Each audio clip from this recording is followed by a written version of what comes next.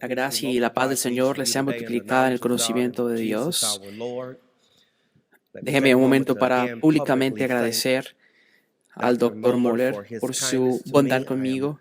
Aún no sé por qué es tan buena persona conmigo y simplemente espero que no termine. Y también déjeme agradecer a Dios por ese seminario Bautista del Sur. Amo ese seminario y oro por ustedes. Adoro a Dios por todo lo que Él está haciendo aquí y es un deleite estar con ustedes entre todos estos días. Voy a tomar la palabra y vaya al libro de Efesios y déjeme antes hacer una oración y pedirle que nos dé la bendición para leer esta palabra en Efesios capítulo 2. Padre, de nuevo oramos para que tú abras nuestros ojos, para que aprendamos cosas maravillosas de tu palabra, para que tu Señor nos ayudes a despojarnos de la envidia, celos y la crítica, para que así como los nuevos creyentes desean la leche sobrenatural y espiritual de la palabra, también saboreemos de tu palabra y tu bondad. Señor, que mis pensamientos y lo que diga sea consistente con la doctrina sana. Y oramos para que las meditaciones de mi corazón y las inclinaciones de mi vida den gloria a nuestro Redimidor, Señor Jesucristo. Amén. Efesios capítulo 2, versículos 4 y 5.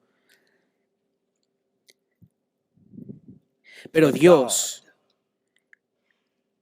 que es rico en misericordia, por causa del gran amor con que nos amó, aun cuando estábamos muertos en nuestros pecados, nos dio vida juntamente con Cristo. Por gracia habéis sido salvados. Y nos levantó con Él y nos sentó en los lugares celestiales en Cristo Jesús, a fin de poder mostrar en los siglos venideros las sobrenaturales y sobreabundantes riquezas de su gracia por su bondad para con nosotros en Cristo Jesús. Amén. Pero Dios. Ese sermón es acerca de la intervención divina. La intervención divina es la directiva divina de cómo Dios trabaja en las cosas humanas. Dios interviene en muchas maneras. Dios interviene cambiando las circunstancias, ejecutando la justicia, sanando la enfermedad, realizando las cosas para las necesidades, resolviendo problemas y silenciando las mentiras. Pero hoy quiero hablar acerca del acto final de la intervención divina, que es la salvación de los pecadores. Efesios capítulo 2, del 1 al 3, nos pinta una fotografía gráfica de la vida sin Cristo y con Cristo. Y ustedes estaban muertos en vuestros delitos y pecados, en los cuales anduvisteis en otro tiempo, según la corriente de este mundo, conforme al príncipe de la potestad del aire, el espíritu que ahora opera en los hijos de desobediencia, entre los cuales también nosotros todos, en otro tiempo, vivíamos en las pasiones de nuestra carne, satisfaciendo los deseos de la carne y de la mente, y éramos por naturaleza hijos de la ira, lo mismo que los demás. Esos versículos describen para nosotros la depravación total de nuestra naturaleza. La depravación total no significa que la humanidad es lo suficiente mala. La depravidad total significa que todo aspecto del humano, de la experiencia, está corrupta por el pecado. En nuestra mejor intención, aún estamos manchados por la naturaleza pecaminosa. No hay algo bueno en nosotros que sea digno de elogio de Dios. No hay buenas obras que podamos hacer que llegue al estándar justo de nuestro santo Dios. Todos hemos pecado y hemos destituidos de la gloria de Dios. Estamos en una necesidad desesperada de salvación. Estamos completamente incapaces de salvarnos a nosotros mismos. Sin Cristo, cada humano está en un camino a la destrucción de la justicia de Dios y a una condenación eterna. Aún así, Dios, en su soberanía y en su gracia, ha intervenido para salvar a los rebeldes como usted y yo. Y en Efesios capítulo 2, versículo 4, Pablo declara esta verdad de lo que John Stott llama la adversidad humana, pero Dios. Efesios capítulo 2, del 8 al 10, es una unión del pensamiento, pero yo puedo resumir esos 10 versículos en 3 palabras. Solo Dios salva. Específicamente, el pasaje que leí esa mañana nos desarrolla 4 dinámicas de la intervención divina que salva a pecadores por gracia divina a través de Jesucristo.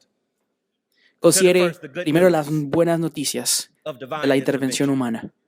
El versículo 1 al 3 declaran las malas noticias del pecado. Versículo 1 dice que estábamos muertos en el pecado. Versículo 2 dice que somos esclavos en el pecado. Versículo 3 dice que somos condenados en el pecado. Pero las malas noticias del pecado se encuentran con las buenas nuevas de la salvación. En el versículo 4 comienza resaltando lo único, lo cual cambia las malas noticias a las buenas noticias. Pero Dios. ¿Quién es Dios? Hay 3 atributos de Dios que son esenciales para apreciar esta frase. Quizás debemos de construir y comenzar con el preámbulo, pero Dios es santo. De hecho, la santidad es el atributo definidor. El versículo 3 de Isaías dice que santo, santo es el Señor, toda la tierra está llena de su gloria. Decir que Dios es santo es decir que Dios es santo, completamente santo, moralmente perfecto, infinitamente separado de todo lo que Él ha creado. Si yo estuviera explicándole a mi hijo o a mi hija, le diría así: Dios no es como nosotros. Dios es santo. Pero de igual manera Dios es justo. La santidad de Dios demanda que el pecado sea terminado. La santidad de Dios demanda que el pecado sea castigado. La justicia de Dios enfatiza el hecho de que Dios castiga el pecado de la manera que lo hace. Dios juzga el pecado por un estándar perfecto. Dios no está en una curva de duda, de racionalización. Eso no funciona con Dios. Dios juzga a través de un estándar justo, en otras palabras, su carácter especial. Tercero, Dios es soberano, lo que significa que Dios reina y super reina sobre toda la creación. Si usted toma marcador de todo esto, eso son malas noticias. Dios es santo y nosotros no somos santos. Dios juzga el pecado por un estándar que nadie puede llegar. Dios juzga el pecado con ninguna autoridad que otra persona tenga. Eso son malas noticias para el pecador culpable. Dios es el problema del pecador.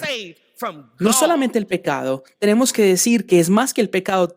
Tenemos que decir que estamos y que debemos escapar de Dios. Para ser honestos, el pecado puede ser divertido, pero el problema es que hay un Dios justo y soberano que ha determinado que usted no se escapará de su pecado. Dios es el problema de los pecadores. Pero lo que Pablo declara en este texto es que en el centro del problema del pecador se convirtió el problema y la solución del pecador. Lo que Dios requiere, Dios lo suple.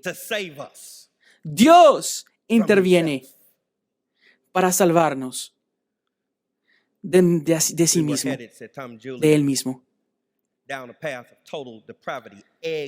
Estábamos yendo en el camino de toda la depravidad total, y por las fuerzas combinadas de la carne, el diablo y el mundo, solamente un poder podía rescatarnos: Dios.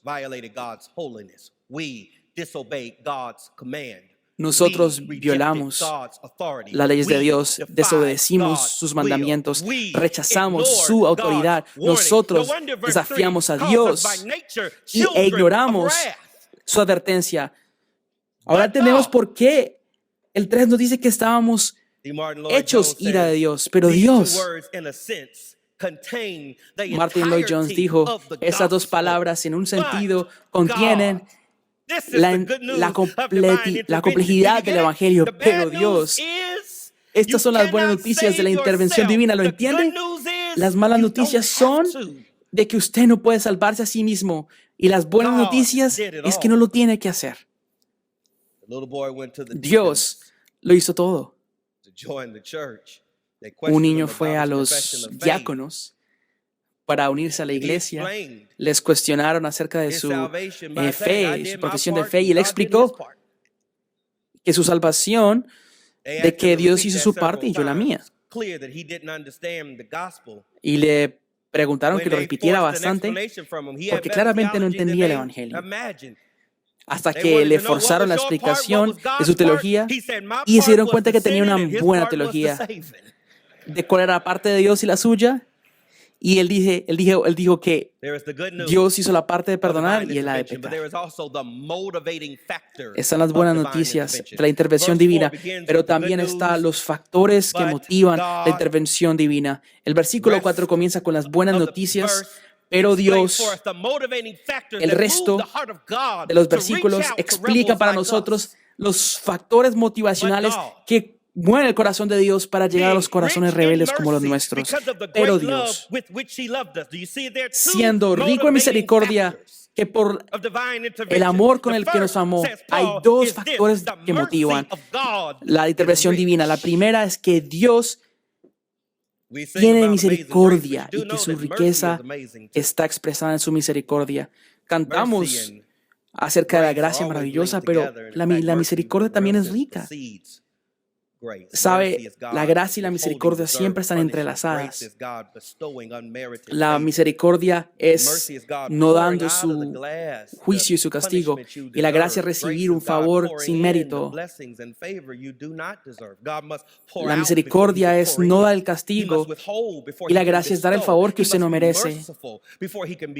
Él tiene que dejar su castigo antes que pueda dar. Tiene que ser misericordioso antes de ser lleno de gracia. Y eso es lo que mueve el corazón de Dios para salvarnos. Dios es un Dios de misericordia. Titos 3:5 dice, Él nos salvó, no por las obras que nosotros hemos hecho o la justicia, sino de acuerdo a su misericordia. Por el lavado de la regeneración y el Espíritu Santo fue la misericordia que intervenió sobre nosotros. Dios no es solamente un Dios de misericordia, Él es un Dios que es rico en misericordia. Grande fue la deuda, pero aún más rica es la misericordia que nos salvó. Mi padre murió de repente cuando tenía 16 años y tenía un amigo muy cercano que me tomó bajo su brazo y que me permitió juntarme con él en los días de mucho dolor. Y me llevó a un centro comercial en Los Ángeles, donde lo podía acompañar a comprar. Yo no era una persona que le gustaba comprar, y eso era bueno porque tampoco tenía mucho dinero, sin embargo. Yo solamente estaba juntándome con él mientras él compraba.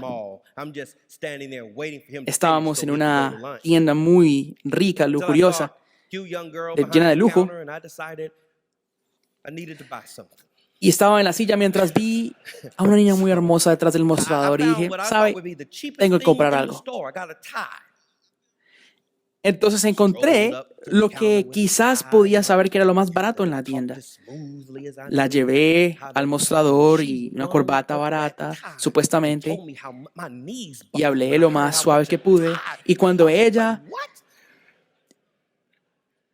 empezó a mostrarme lo que costaba la corbata, yo dije, ¿cómo? Yo dije, me hice el que iba a comprar más.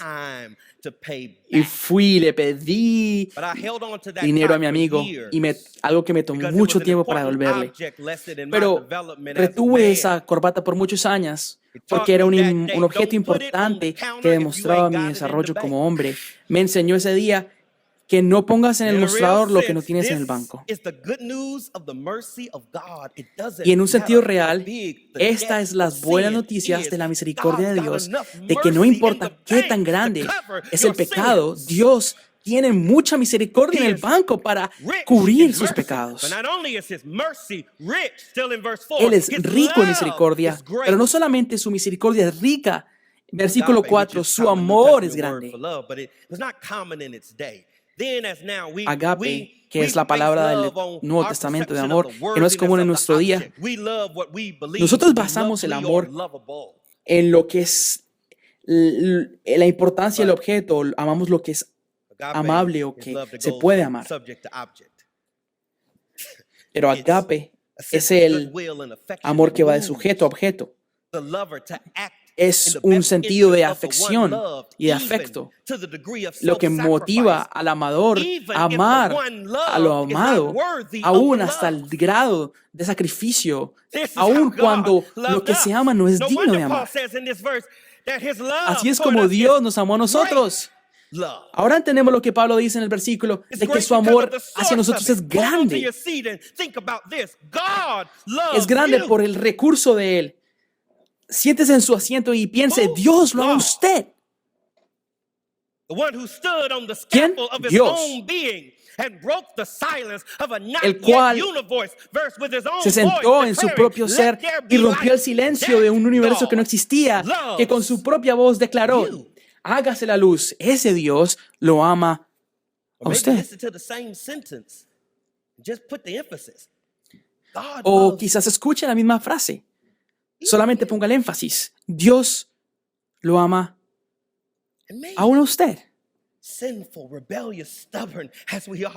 Y yo, gente rebelde como somos, Dios nos ama.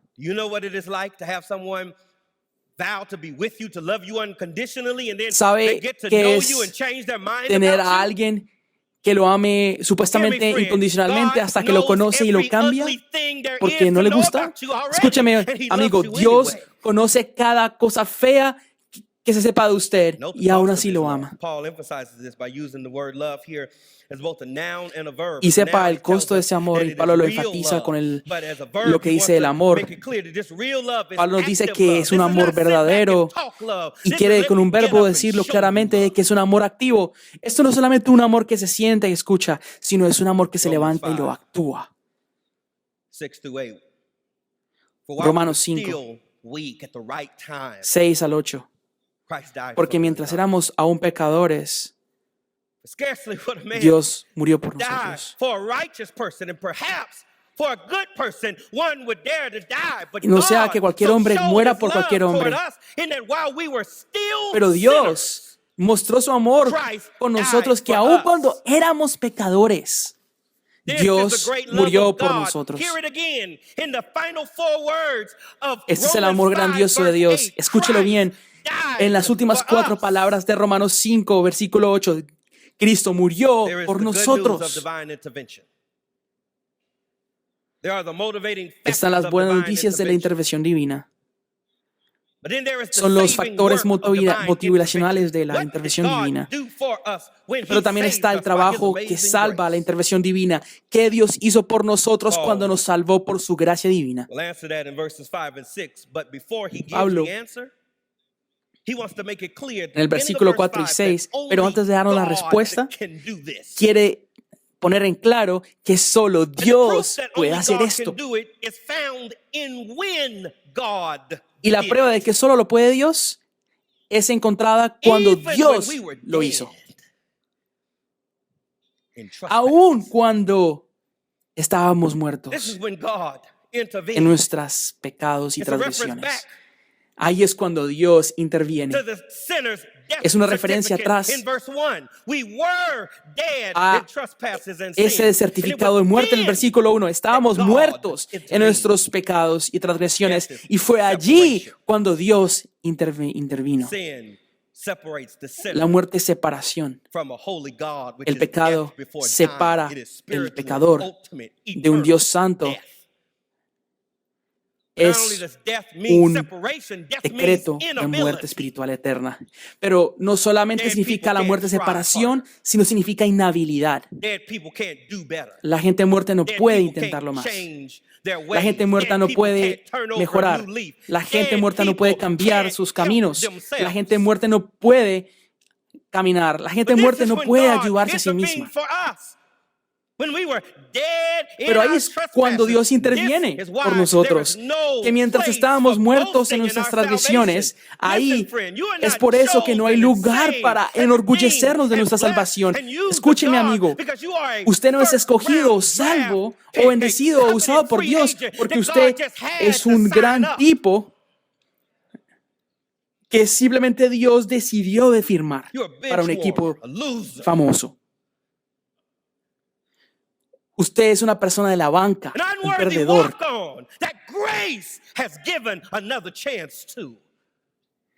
Y yo soy indigno de que la gracia me ha dado un nuevo chance. Entonces, mientras estamos muertos en las transgresiones, Dios intervino. ¿Y qué hizo? Versículos 5 y 6 dice que Dios hizo 3 cosas cuando Cristo murió por nosotros. Y levantó a su Hijo de los muertos y por gracia y fe hizo 3 cosas. Dios, primero Dios hizo que nos dio vida con Cristo. Estábamos muertos y nos dio nueva vida.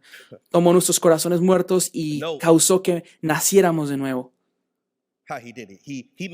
Pero no, note cómo lo hace. Él nos hizo, nos dio vida juntamente con Cristo.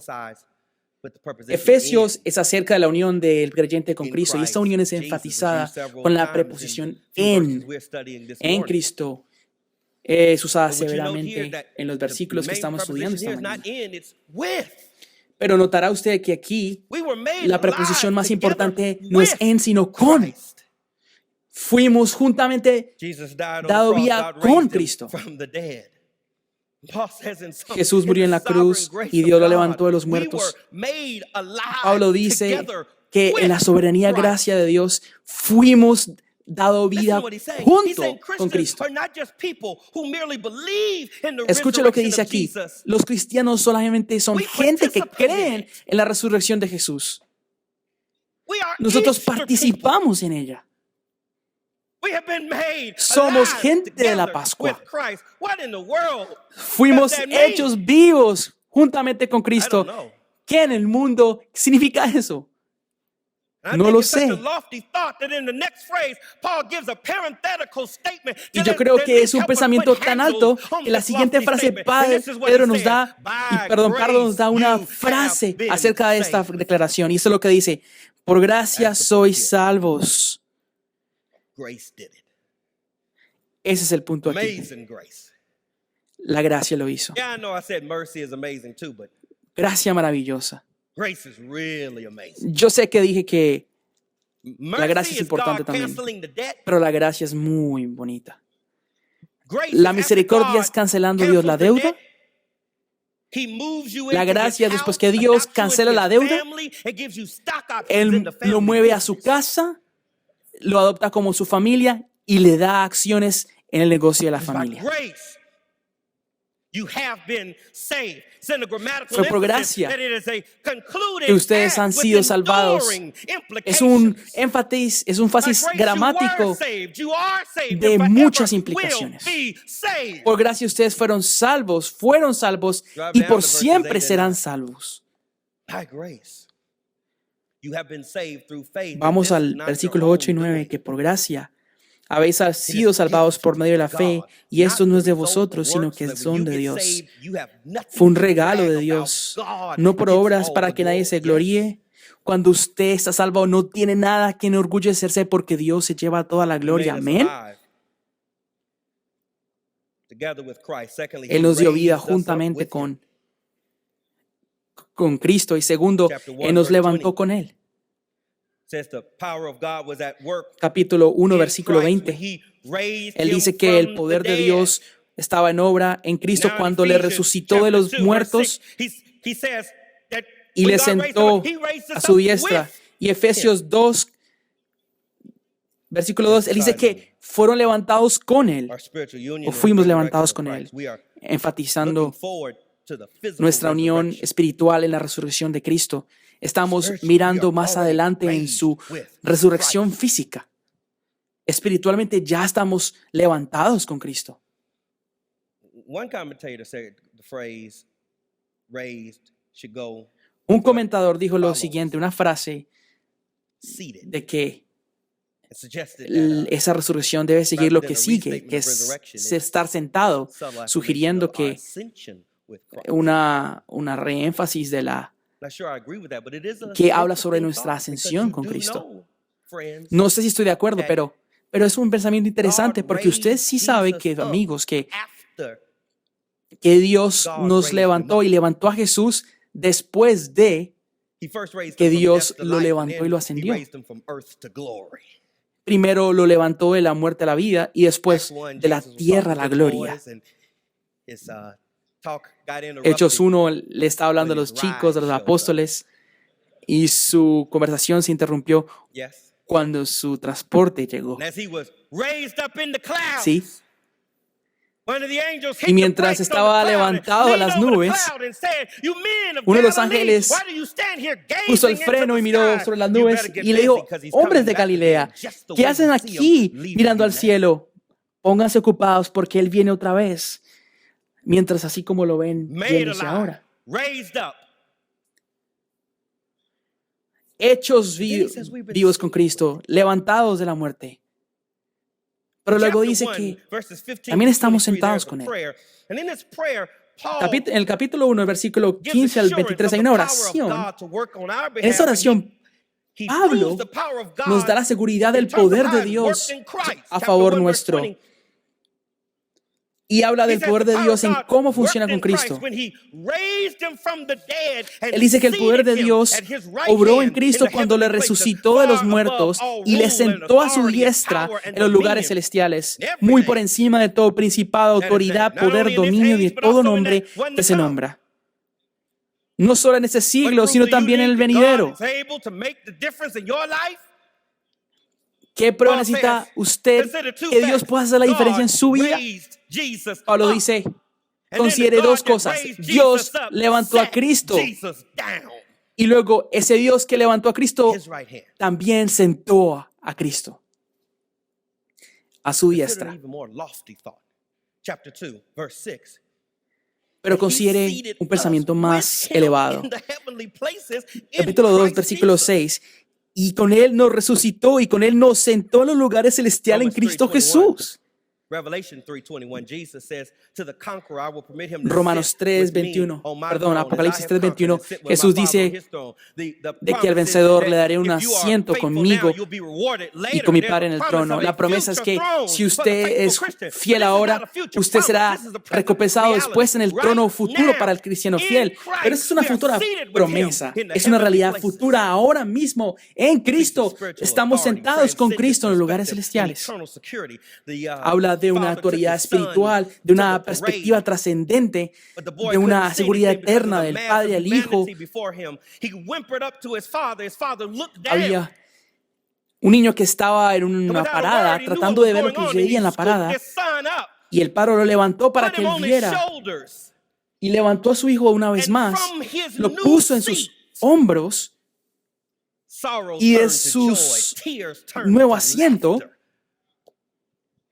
el dolor, las lágrimas se convirtieron en alegría y risas. Oh, qué feo que los hombres están enseñando a los cristianos de sobrepasar sobre el diablo. Solamente siéntense en el trono. Solamente reconoce lo que ya es suyo en Cristo.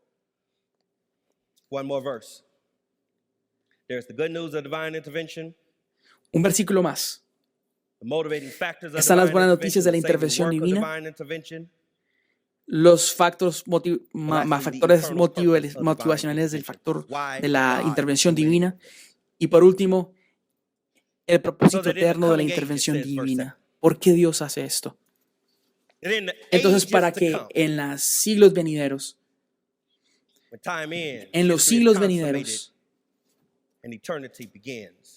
cuando el tiempo termine, cuando la historia sea consumada y la eternidad comience, en los lapsos finales del futuro, Dios nos salvó por un propósito que no será realizado hasta ese siglo venidero. Y si el propósito de la salvación no es realizado sino hasta el fin de los siglos, entonces el cristianismo no puede ser acerca de la prosperidad y la sanidad en esta vida. El cristianismo no es acerca de su vida ahora, es acerca de la verdadera vida por siempre. Y en la edad verdadera, en los siglos venideros, Dios quiere mostrar, exhibir a usted. Ustedes son parte del programa publicitario de Dios. Él lo va a poner a usted en el mostrador como trofeo de su gracia en los siglos venideros. Quiere mostrar las riquezas inmensurables de su gracia. Y el versículo 4 dice que es rico en misericordia y gracia, pero cuando usted habla de su gracia, Él tiene muchas riquezas inmensurables. Dios lo va a poner en el mostrador en el futuro de los siglos a usted y a mí.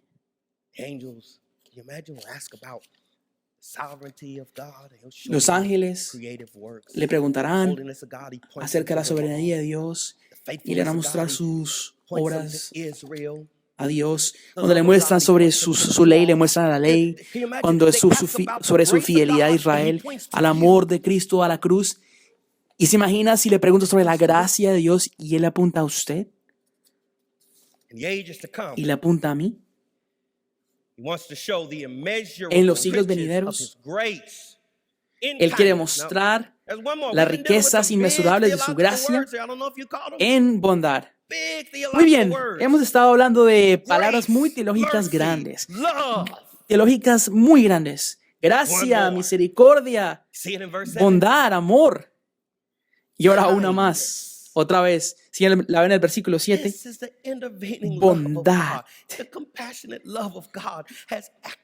Este es el amor de Dios, el amor compasionado de Dios que ha actuado por su bondad hacia nosotros. Hay una cosa de hacer un acto de sacrificio y otra cosa es hacer un sacrificio por bondad.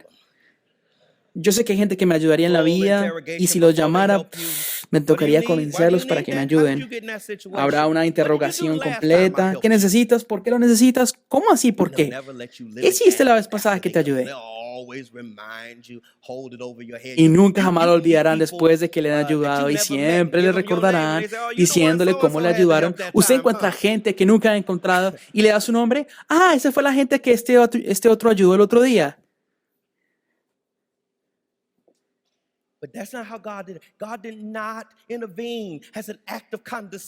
Pero así no es como Dios lo hizo. Dios no intervino como un acto de condescensión. Él intervino como un acto de bondad. Eso que luce cuando el hijo pródigo, el padre no lo recibió con una clase de lo malo que hizo o de las maldades, sino lo recibió con un abrazo y con un beso y con una cuerda y con un anillo y sandalias y con una carne asada y con una fiesta celebrando que el hijo estaba muerto, ahora está vivo, está perdido, pero ahora lo han encontrado.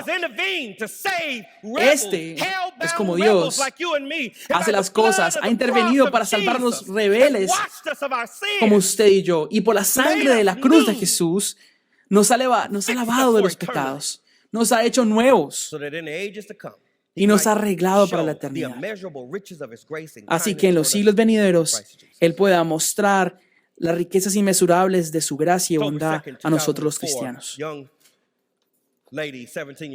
Octubre 2, 2004, una niña joven de 17 años, Laura Hatch, se fue a una fiesta en su pueblo y no llegó a la casa. La siguiente mañana llamaron a las autoridades, los padres, y después le hicieron admitir de que ella está en una fiesta donde había alcohol para menores de edad y ella simplemente se escapó. Así que muchas de las personas que no la encontraban reunieron personas que encontraran a la niña. Y no solamente eso, llamaron para que oráramos en la iglesia. y la iglesia se reunió a orar para que Laura regresara a casa salva.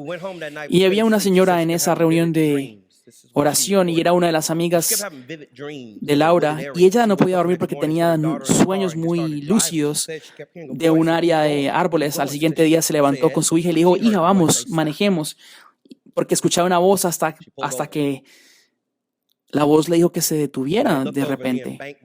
Se detuvo y cuando miraron sobre un embanco, sobre un abismo, vieron el Toyota Camry, el cual Laura había estado manejando. Cuando sacaron a Laura, estaba tan desilusionada. Ella había pensado que el accidente solamente había sucedido unas horas atrás. No sabía que había estado en el carro por más de 8 días.